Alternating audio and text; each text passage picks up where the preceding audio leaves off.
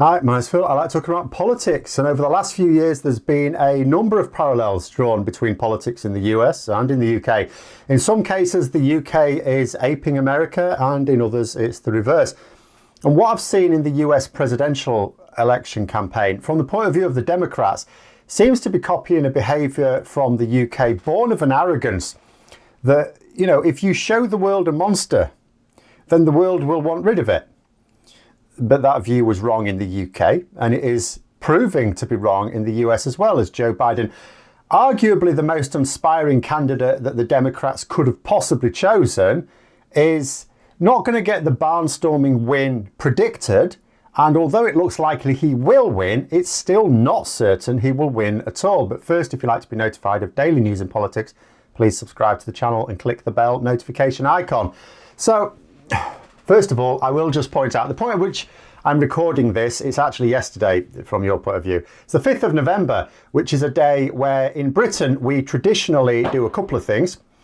We try and shoot down aliens, and we also set fire to someone who tried to destroy democracy. I'm not sure how many people who tried to destroy democracy were set fire to, but we in half going for the aliens. So apologies if you hear anything like that.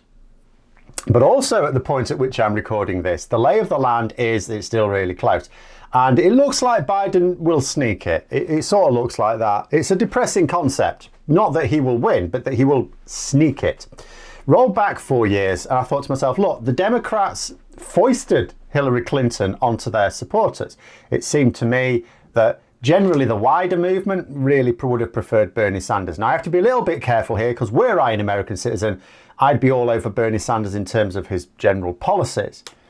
But you really did get the impression that Clinton was not really the pick of the people, but the pick of the establishment. The only Sanders that they were interested in is the one who makes fried chicken. They chose the candidate that suited them, rather than thinking about the candidate most likely to win, or heaven forbid, the one that has the widest support in the movement. Then they lost to Donald Trump. Many of them knew that he would be a monster. They knew what he was going to be like. Even many of the people who didn't turn up to vote knew what he was going to be like. Didn't matter, they couldn't bring themselves to vote for Clinton. Now, my attitude, as I've said numerous times before, is people need to stop thinking about democracy arse about face. Democracy isn't about what you want. There are too many people involved to pursue that fantasy notion. You can't get what you want from democracy because then no one else does. It's about what you least hate. Most people don't vote for a candidate. They vote against one. They vote for the candidates most likely to beat the one they really don't want in place. Not everyone, most. Staying at home and not voting for either is basically you saying you don't care who wins. But were all those people who stayed at home in 2016 really saying they saw no difference between Trump and Clinton? No, I don't believe that. I think they were sulking because they didn't want to support Clinton. They didn't want Trump, but they also didn't want Clinton, really. Now, if they'd have been pushed and said, look, you've got to choose one, which would you choose? They would have chosen Clinton. They wanted to support a candidate that wasn't on the ballot paper. So rather than be pragmatic and choose the best of the options that were actually available, they just stayed away. Can't be bothered. The same thing happened in the UK last December as well. And we can complain all we like about the people who enabled arseholes like Trump and Johnson and all the other bellends in the world in supposedly democratic societies. But who should we really blame? Because we've got on the one hand millions of people who, okay, sulked if you don't inspire them, or do we blame the handful of people who pushed the uninspiring candidate on them? Now, from a philosophical point of view, I've already said which I'd go with. I have the attitude you vote for who you least hate if there isn't one that inspires you. But from a practical point of view, it's clearly the opposite. It's a madness to expect millions of people to change their behaviour when everyone could be satisfied if just a few people change their behaviour. It's absolutely the fault of the few who refuse to inspire the many. And I don't care how well qualified they think their preferred candidate is. If the wider voting public aren't convinced, don't back them. You know, let us say Joe Biden does win the White House, and it seems likely. There will be weeks of uncertainty still, obviously, legal challenges, as they take their course. Trump's challenging wherever he thinks he might lose by a small enough margin. But let us just say, he wins. It should have been by a bigger margin, and it should have been more certain by this point. There still shouldn't be this notion in the back of our heads that Trump could still steal this. And even if Biden does win, with the probability being that the Democrats will fail to control the Senate, he'll be hamstrung as president anyway, just as Obama was, as I recall at first.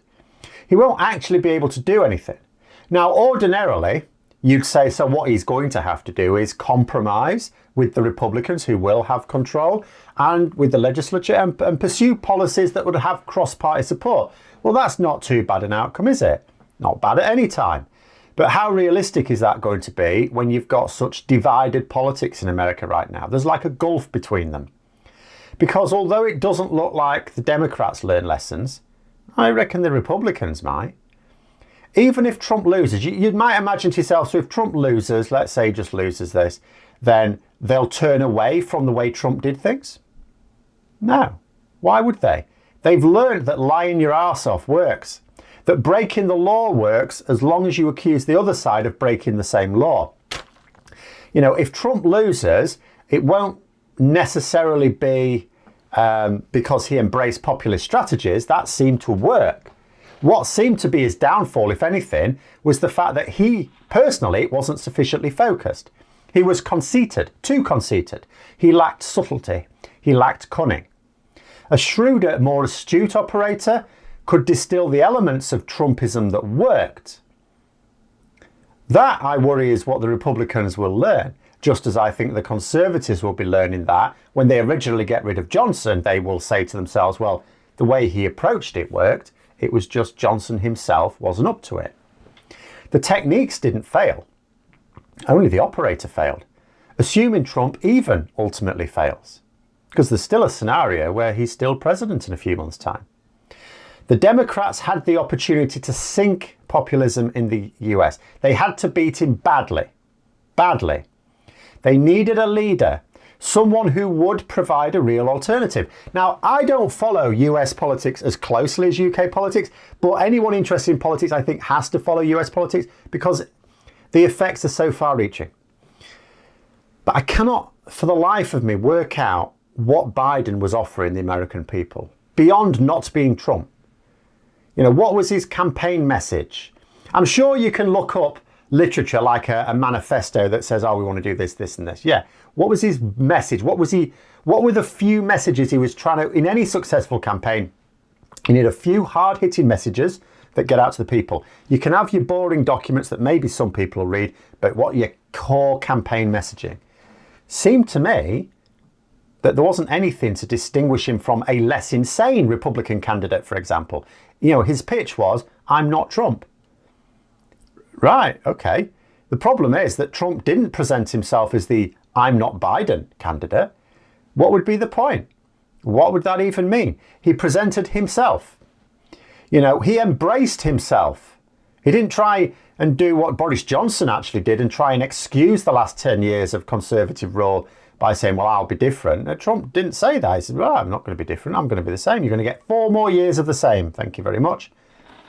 We've seen the sorts of people that Trump would happily have in shackles, in slavery, and they've turned up to vote for him. We've seen the way the demographic breakdown is.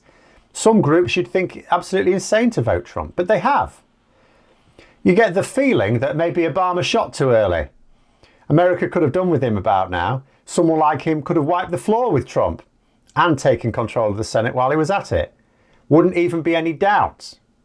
And in the US, just as in the UK, I've got no doubt at all that people will point to the fact that Democratic candidates tend to win the popular vote even when they don't win the White House.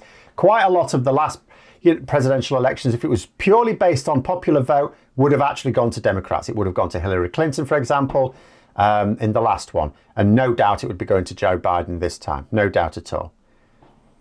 And it should be. It's a binary choice, isn't it? Who do you want as president? This guy for the Republicans, this guy for the Democrats, or this random guy? That's it. You know, that's all there is to it. So why shouldn't it be the popular vote? It's not, though. Is that fair? No, it's not fair. They'll also point to the fact that the right-wing media, and the bulk of it will be, you know, controlled by billionaires who've got a vested interest in far-right politics holding sway, have presented lies and misinformation. They've deceived the people. If the people had the facts, of course, they wouldn't vote for Trump. Is that fair? No, it's not fair. But the important thing to note here is that is still the way it is. That is the reality. You can't complain about a world that's not fair because that's the world you're living in. Do you know what? What we need is we need to be represented in politics by winners. Not people who make excuses, not people who go home crying because it's not fair. Winners. And the reason why we need winners in the political arena is because the cost of failure is too great. Now, in my opinion, it's always too great. In both the UK and the US, there is a difference. A lot of people have this view it doesn't really make a difference. It does make a difference. But at the moment, the difference is so stark, I don't think you get too many people trying to claim there isn't. The price of failure is so high at the moment that the effects are going to be felt for decades. Look at what the Democrats' failure of 2016 has already cost America. Look where America is now compared to 4 years ago. Look where they are. Even if Biden wins, the costs of that failure of 2016 still loom large, right? It's not going to go away. Biden's not going to become president and the country heals. That's not how it's going to work. In fact, the polarization could continue as Trump has convinced a lot of his supporters that the election will have been stolen from him. Then imagine if he faces legal action for his naughtiness with Russia and other things as well. Imagine then. Senate can't save him even if it is Republican controlled because it won't be a matter for the Senate. He's no longer the sitting president. He's an ordinary citizen. What then? What then? The division is so deep you cannot see anything at all even beginning to heal it anytime soon. And then what if Biden loses as well? Never mind whether it will be a loss inflicted on him by corrupt politics. We know that Trump can't legitimately win the election. But imagine if Biden loses in the real sense, that he's not president. How much more will that Democrat failure to back an inspiring candidate have cost America then?